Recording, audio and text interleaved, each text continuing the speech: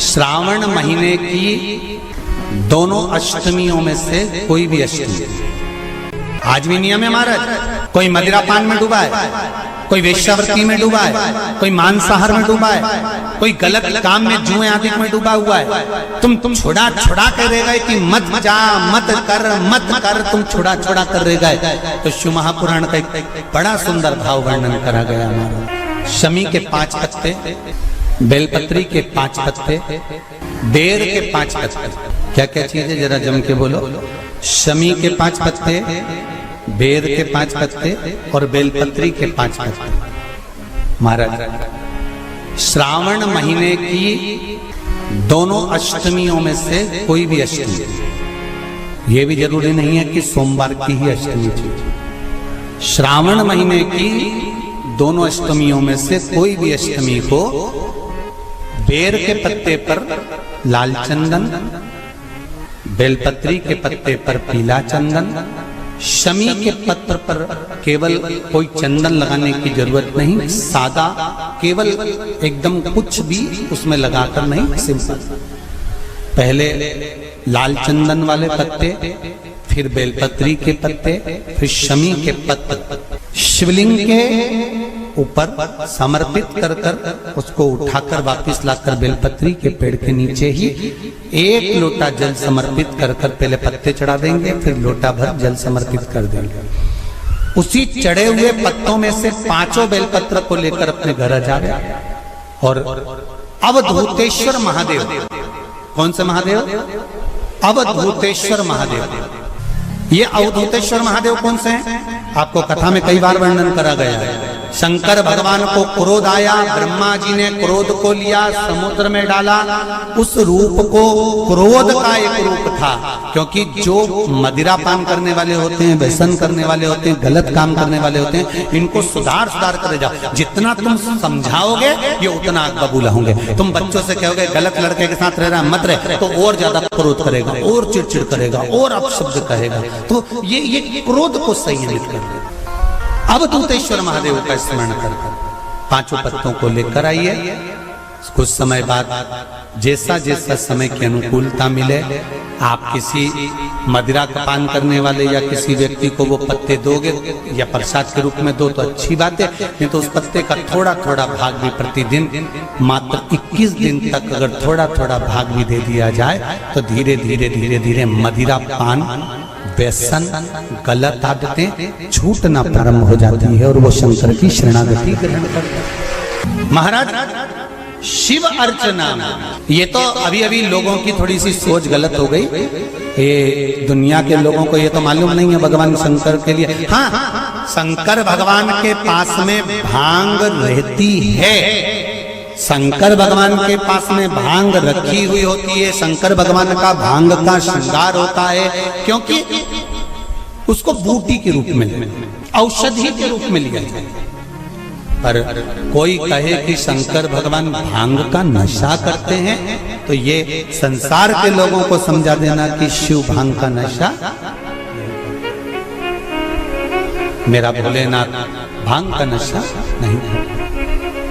जब सावन के महीने की अष्टमी तिथि पड़े, चाहे वो उजाले की पड़े चाहे अंधेरे की, अष्टमी तिथि पड़े, शाम के समय 2 दीपक, एक लंबी बत्ती का, एक गोल बत्ती का, शिव के मंदिर में अपनी कामना कर कर, जो बच्चों को अच्छी नौकरी चाहिए या कोई बीमारी का हल चाहिए या धन की कमी है या कोई समस्या है, एक लंबी बत्ती, लंबी बत्ती किसके लिए? जम के बोलो, देवी के लिए। गोल बत्ती किसके लिए?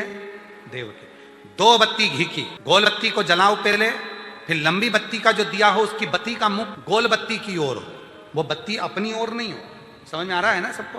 गोल बत्ती के सामने अष्टमी के दिन प्रदोष के समय पर लंबी बत्ती का दीपक, पहले गोल बत्ती का दिया जलाया, फिर ये लंबी बत्ती का मुख उधर की ओर कर कर दीपक को जब हम प्रज्वलित करते हैं और अपनी जो कामना दोनों दीपक के सम्मुख में करते हैं, वो कामना पूर्ण होकर ही रहती है। पर करना क्या है? दोनों अष्टमी, सावन के महीने में जो उजाले पक्ष की अष्टमी आएगी उस पर भी करना है, और जो अंधेरे पक्ष की आएगी उस पर भी।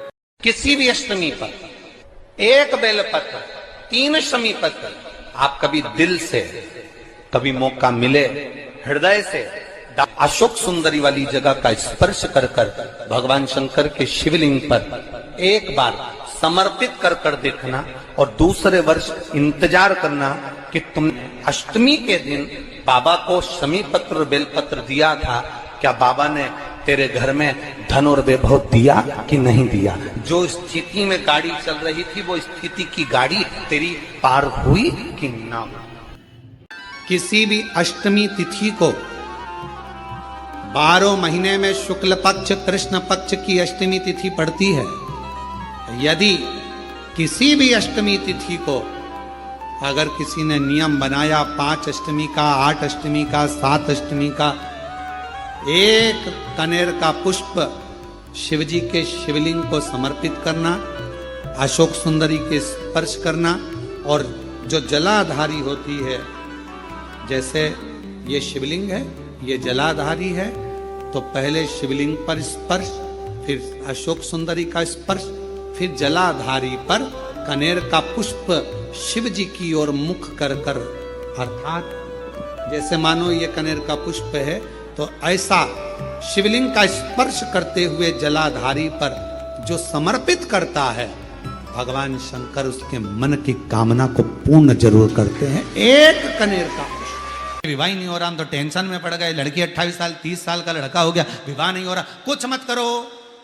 अष्टमी तिथि आए तो अशोक सुंदरी वाली जो जगह है वहां पर हल्दी की 7 बिंदियां लगा दो, लड़का लड़की का हाथ उस बिंदी पर रखवा दो, उसका नाम गोत्र बोलो, उसी हल्दी में उसके हाथ पीले करवा दो, और पीपल के पेड़ पर उस हाथ के 5 छापे पड़वा दो। 3 महीने में विवाह पक्का हो जाता है महाराज। और कोई माताएं कह देती हैं, कोई बच्चा कह देता है, मम्मी मुझे याद नहीं होता, याद करता हूँ परीक्षा हॉल में जाकर भूल जाता हूँ, मैं कुछ पढ़ता हूँ बाद में जाके भूल जाता हूँ, स्मरण में नहीं रहता। तो उनसे भी निवेदन है, आप माँ नील पाठ नहीं पढ़ सकते, स्तोत्र नहीं कर सकते, संस्कृत में नहीं पढ़ सकते, तो माँ नील सरस्वती के नाम से अष्टमी, नवमी और चतुर्दशी के दिन एक शंख पुष्पी पुष्प को, नीला कलर का जो फूल होता है बेल में लगा होता है, जो शिव जी को अति प्रिय होता है, उस पुष्प को आप जलाधारी पर रख दीजिए। जलाधारी जानते हो ना सब लोग, शिवलिंग पर नहीं, जलाधारी पर रख दीजिए और जल चढ़ाना 7 बार प्रारंभ करिए।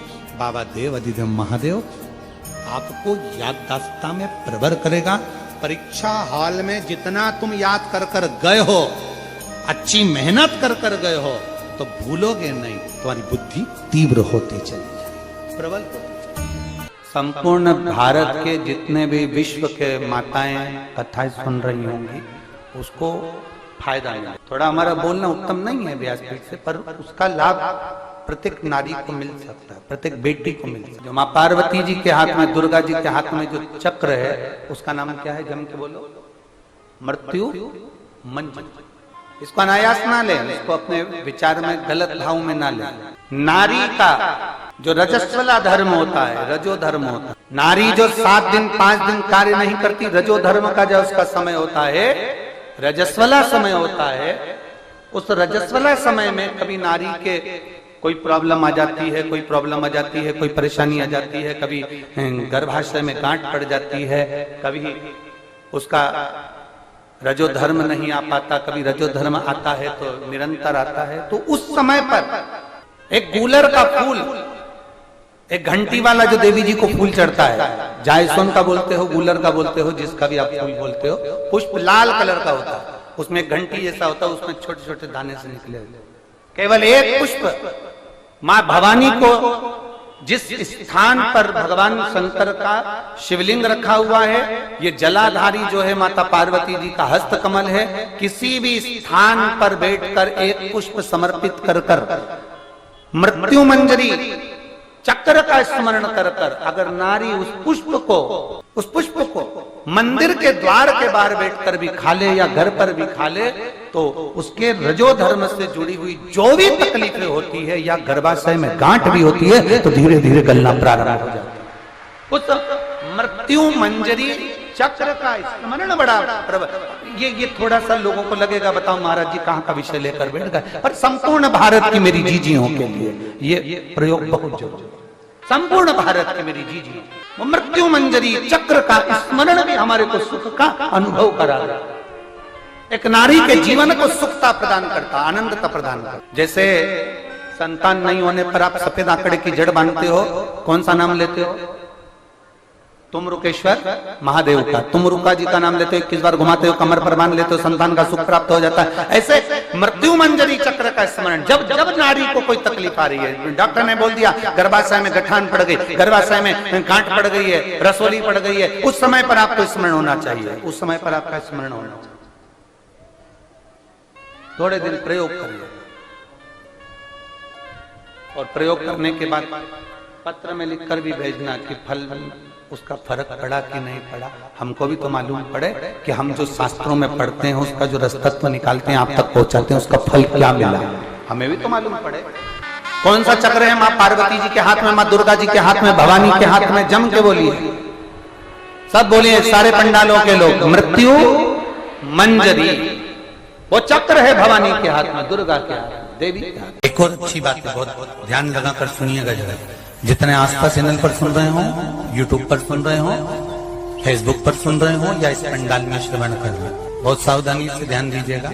कभी श्रावण महीने में अगर आप शंकर जी के मंदिर में जाएं और शिव मंदिर किसी वृक्ष के नीचे हो, बट वृक्ष के नीचे हो, चाहे पीपल के वृक्ष के नीचे हो, चाहे वो आंवले के वृक्ष के नीचे हो, चाहे वो बेलपत्री के वृक्ष के नीचे हो, चाहे वो शमी के वृक्ष के नीचे हो, चाहे जिस वृक्ष, कोई भी वृक्ष के नीचे अगर कोई शिवालय है, शंकर जी का कोई मंदिर या शंकर जी का कोई शिवलिंग रखा हुआ, तो एक दुर्वा किसी भी श्रावण महीने में तुम जब भी किसी शिवालय में जाएं, जिस वृक्ष के नीचे शिवलिंग हो, उस शिवलिंग पर ये शिवलिंग रखा हुआ है, ये जलाधारी है। जलाधारी पर जहां शिवलिंग रखा हुआ है वहां कटी भाग माता पार्वती जी का हस्तकमल, उसके ऊपर रखा हुआ है शिवलिंग, सामने अशोक सुंदरी और भगवान शंकर के दोनों पुत्र गणेश कार्तिकेय, ऊपर से जल गिरता है जया, विषहारा, सामरीवारी, दौतली, देव,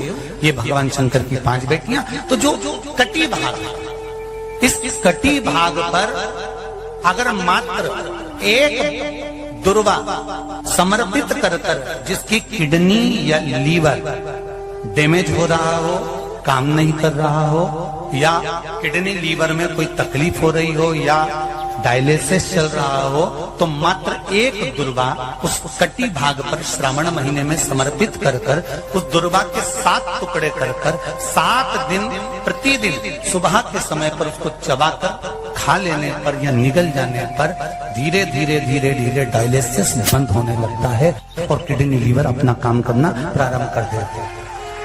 एक दुर्वा, कितनी दुर्वा? एक दुर्वा, मात्र एक दुर्वा।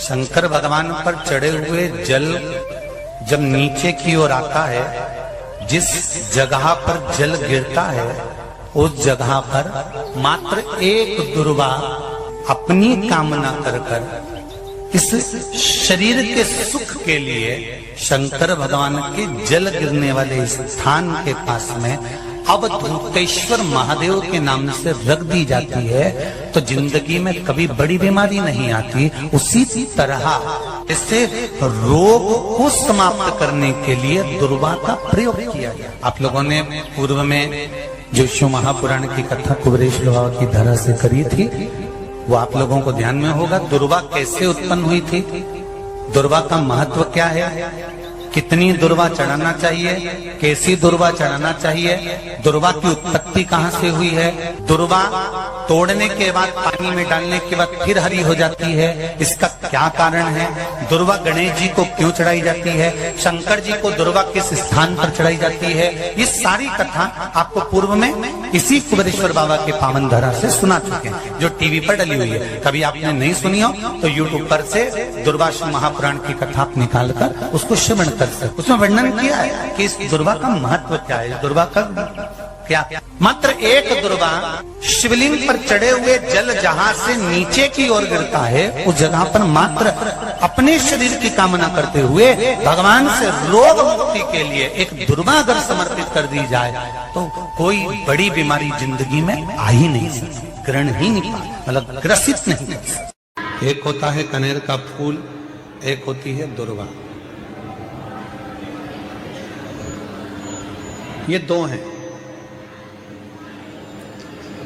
शिव महापुराण की कथा कहती है, शिव महापुराण का कौमार्य खंड वर्णन करता है जब व्यक्ति बहुत ज्यादा उलझनों में कहीं एकदम अचानक घिर जाए,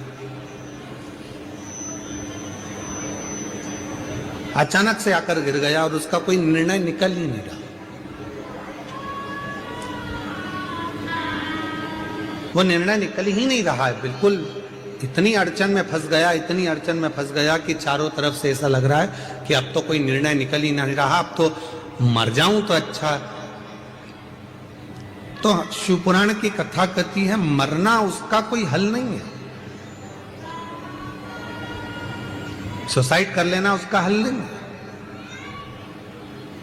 अब मैं चारों तरफ से घिर गया हूं, बहुत परेशान हो गया हूं, बहुत तकलीफों में फंस गया हूं, तो अब तो मैं मर जाऊं तो अच्छा, उसके मन में ये भाव आ जाता है। उस समय पर कुछ मत कर, सुसाइड का तो सोची मत ही, मरने का तो सोची मत ही, केवल एक काम कर, एक कनेर का फूल और एक दुर्वा दोनों ले जा। जया, विषहरा, शामली वारी, दौतली और देव, शिव जी की 5 बेटियां, सब लोग उनका नाम लेंगे साथ में। पहले नंबर पर जया, विषहरा, शामली बारी, दौतली और देव, ये शंकर जी की जो 5 लड़कियां हैं। ये डीले कम कर दो, आवाज क्लियर कर दो। शिव जी की जो 5 लड़कियां हैं, इन 5 लड़कियों का नाम लेकर एक कनेर का फूल और एक दुर्वा जो भगवान शंकर को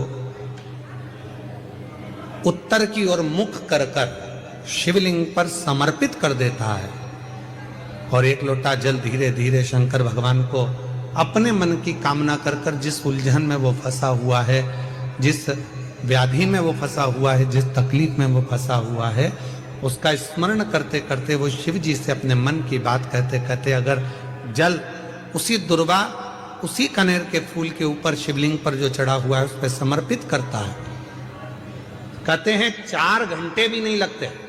3 महीने तो जान दो, 3 दिन भी जान दो, 4 घंटे भी नहीं लगते और देवाधिदेव महादेव उस व्याधि से उसको निकालना प्रारंभ कर। कितना भी टेंशन, कितनी भी चिंता व्यापे, कितनी भी परेशानी चल रही हो, थोड़े दिन बाबा की जो जलाधारी है, इस जलाधारी पर हल्दी का थोड़ा सा लेपन करिए। हल्दी का लेपन कर कर जिस पात्र से शिव जी को जल चढ़ाओगी, उसी पात्र पर अपनी 3 उंगलियों का स्पर्श हल्दी का कर कर फिर बाबा को कुंदकेश्वर महादेव के नाम से जल चढ़ाना प्रारंभ करें। जो हल्दी का लेपन आपने जलाधारी पर करा है, उसी जलाधारी की 1 उंगली कलश पर लगाकर लेकर आओ। घर के अंदर जब प्रवेश करो या व्यापार में प्रवेश करो, तो जो कलश पर हल्दी लगाकर लाए हो वही दरवाजे के ऊपर थोड़ी सी मात्रा में कुंदकेश्वर महादेव के नाम से लगाना प्रारंभ कर दो। कैसी भी चिंता हो, 7 से 8 दिन में वो चिंता समाप्त होगी ही होगी। नारी को, बहू को, बेटी को यश की प्राप्ति नहीं होती, वो बहुत कुछ करती है, परिवार के लिए बहुत कुछ उसने करा, उसके बाद भी अगर उसको यश नहीं मिल रहा, उसकी यशता नहीं है, उसको कुछ नहीं करना चाहिए। आपने कुछ अच्छा करा और नाम दूसरे का हो गया कि उसने अच्छा करा और आपको मिला ही नहीं। आपने दुनिया के लिए बहुत कुछ करा, परिवार के लिए, कुटुंब के लिए, सबके लिए बहुत कुछ करा, पर आपको यश नहीं मिल रहा। तो बेलपत्री के पेड़ के नीचे हल्दी का शिवलिंग का निर्माण करो। हल्दी पिसी हुई हल्दी का शिवलिंग का निर्माण करो, उसका पूजन कर कर, घी का दिया लगाकर भगवान शंकर की वही हल्दी का शिवलिंग का तिलक अपने हृदय पर, चाहे पुरुष हो चाहे स्त्री हो, अपने हृदय पर कंठ के पास उस तिलक को लगाएं और बाबा का विसर्जन उसी बेलपत्री के पेड़ के नीचे जल डालकर कर दें। महाराज, यश मिलना प्रारंभ हो जाता है। केवल ये यश के लिए ही नहीं होता, इसका एक क्रम और है। मान लो आप किसी मीटिंग में बैठे हो, किसी अच्छी जगह पर बैठे हो, किसी कंपनी के इंटरव्यू में बैठे हुए हो, कोई कंपनी आपके कॉलेज में आई है और आप उसमें सिलेक्ट नहीं हो रहे, तो उसके लिए भी ये कार्य पूर्ण है हमारा, उसके लिए। और ये कहां पर भी काम आता है महाराज, मान लो आप किसी कार्य के लिए जा रहे हो और वो कार्य बहुत जरूरी है कि इस व्यक्ति से मुझे ये पैसे निकलवाना है, इस व्यक्ति से मुझे ये काम निकलवाना है, और वो व्यक्ति बहुत दिन से हाथ में आ ही नहीं रहा, तो उसके लिए भी ये कार्य किया जाता है। अर्थात कीर्ति शुद्ध हो, पवित्र हो और यश की प्राप्ति हो। भगवान पर 108 कुछ भी शिव को चढ़ाना चाहिए श्रावण के महीने। आपके पास कुछ भी नहीं है तो 108 चावल के दाने चढ़ाइए, 108 मूंग के दाने चढ़ाइए, 108 आप चाहे तो सरसों के फूल चढ़ाइए, 108 चाहे तो सफेद पुष्प चढ़ाइए, 108 चाहे तो गुलाब की पत्तियां चढ़ाइए। पर सावन के महीने में एक नियम बनाना कि मैं 108 ये वस्तु शिव को समर्पित कर। सावन में अगर मान लो एक दिन आपका निकल भी गया, 2 दिन आपके छूट भी गए, कोई दिक्कत की बात नहीं है। जो पेड़ तुम्हारे यहां लगा हो, जो पौधा तुम्हारे यहां लगा हो, जो वृक्ष तुम्हारे यहां लगा हो, जो क्यारा तुम्हारे यहां हो, कुंडी तुम्हारे यहां हो, उसी की मिट्टी को उसी के पेड़ के नीचे, उसी पौधे के नीचे उस मिट्टी को थोड़ा सा हाथ से उसको उठाकर एक लिंग की आकृति बना लें। उसमें जलाधारी बनाने की जरूरत नहीं, केवल लिंग की आकृति बनाकर उसी की पूजन वहीं कर पानी चढ़ाकर 15 से 20 मिनट बाद अपना काम करने के बाद उसी को उसी मिट्टी में विसर्जन कर दें, अपनी कामना कर देव अधिदेव महादेव उसी महीने के बाद क्या देगा वहीं कर पानी चढ़ाकर 15 से 20 मिनट बाद के बाद उसी को उसी मिट्टी में विसर्जन कर दें, अपनी कामना कर देव अधिदेव महादेव 2 महीने के बाद क्या देगा। सारी दुनिया का हमने प्रयोग कर देख लिया। इनसे भी पूछा, उन्होंने कहा बाथरूम इधर बना दो, वास्तु शास्त्री ने कहा ये बना दो, ज्योतिष आचार्य ने कहा ये बना दो, उन्होंने कहा ये बना दो, उन्होंने कहा वो बना दो। हमने दुनिया का काम कर देख लिया, हाथों की अंगूठियां बदल कर देख ली, नग आभूषण बदल कर देख लिए, सोने की दिशा बदल कर देख ली, सीढ़ियों की दिशा बदल कर देख ली। अब जब सारी दिशा बदल कर देख ली, सारा काम कर देख लिया, उसके बाद भी अगर हमारी ग्रह दशा नहीं सुधरे, हमने सबके दरवाजे जाकर देख लिया, देवी देवताओं के भी धोख के देख लिया, पर जब भी अगर हमारी दशा ना सुधरे तो फिर कहीं मत जाना, महादेव के चरणों में जाकर बस उसकी आराधना में लग जाना, फिर वो संभाल लेगा। हे जगत जननी जगदम्बा, हे पार्वती, शिव और शक्ति, देवी और शंकर, भगवान शिव और जगदम्बा का या आदि 33 कोटि देवताओं का जहां पर विशाल यज्ञ का आयोजन होगा, बड़े बड़े अनुष्ठान, बड़े बड़े यज्ञ जहां होंगे, उस यज्ञ में तुम्हारे और मेरे स्मरण से ये बीला जो फल है इसकी आहुतियां प्रदान करी जाए। एक वो भी आप समझ लें कि जैसे अष्टमी तिथि या नौमी तिथि किसी भी महीने की, चाहे शुक्ल पक्ष की हो चाहे कृष्ण पक्ष की हो, अष्टमी और नौमी तिथि ये 2 तिथियां ऐसी हैं, मान लो तुम्हारा पैसा तुमने किसी को दिया 5 लाख 4 लाख 3 लाख 10 लाख 8 लाख 2 लाख 50,000 25,000 20,000 40,000 और वो पैसा नहीं दे रहा आपको, आप हार गए कह फोन लगा कर, भैया दे रे, परेशानी है, दे रे भैया, हम तो परेशान हो गए, और हार गए, नहीं मिल रहा, बहुत परेशान। तो महाराज किसी भी अष्टमी या नौमी तिथि के दिन आप मां जगतजननी जगदम्बा का शिव के साथ में शिव शक्ति का स्मरण कर देवी के नाम की 9 आहुतियां, सूखे बीले की, मतलब बीला जो सूख चुका है, फल जो सूख चुका है, उसकी 9 आहुतियां अग्नि में शंकर और सती के नाम से, शंकर और शिव के नाम से समर्पित करें, और आखिरी आहुति जो समर्पित करें उसमें थोड़ा सा भाग तिल का, और तिल भी काली नहीं चढ़ती उसमें, श्वेत तिल का भाग उसके साथ लगाकर समर्पित करें, और जिससे धन लेना है उसका नाम लेकर वो समर्पित करें महाराज, उसको सुध आएगी और वो पैसा किसी भी हाल में आपके हाथ में थमाकर जाएगा ही, ये पक्का है। उसकी आहुतियां, हे जगत जननी, हे जगदम्बा, तेरा नेत्र बिंदु से जो प्रकट हुआ वृक्ष है बेलपत्र का, उस वृक्ष की एक एक जड़ हो, टहनी हो, डाली हो, फल हो, शूल हो, वो सब मुझे अंगीकार है, मुझे स्वीकार। इस शरीर में गांठ पड़ गई, गठान हो गई हो, शरीर के किसी भी अंग में अगर गांठ पड़ी है और उसका जांच करवाने का डॉक्टर ने बोला है और जांच करवाने के लिए आप जा रहे हैं, बेले का फल, बेलपत्री का जो फल होता है वो फल सूख गया हो, जिसको हमारे यहाँ नवरात्रे का यज्ञ होता है या शिव जी का यज्ञ होता है या अन्य यज्ञ होते हैं, तो बेल के फल की आहुति भी दी जाती है। बेले का फल जो सूख गया, सूखा हुआ फल जलाकर उसकी भस्म तैयार करना, उस भस्म को पीपल के पत्ते पर रखकर पिपलेश्वर महादेव का नाम लेकर, कौन से महादेव?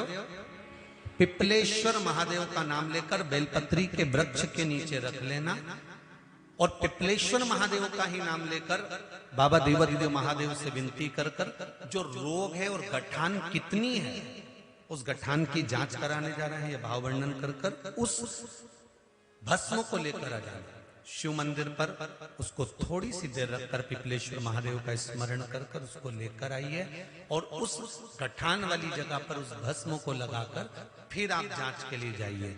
मेरा देव अधिदेव महादेव चाहेगा तो जिंदगी में कभी बड़ी बीमारी धीरे धीरे धीरे धीरे रोग उस गठान वाली जगह पर अगर पिपलेश्वर महादेव से भस्म भी शंकर के नाम से पिपलेश्वर महादेव के नाम से लगाई जाए तो गांठ भी धीरे धीरे गलना प्रारंभ हो जाए। कौन है पिपलेश्वर महादेव?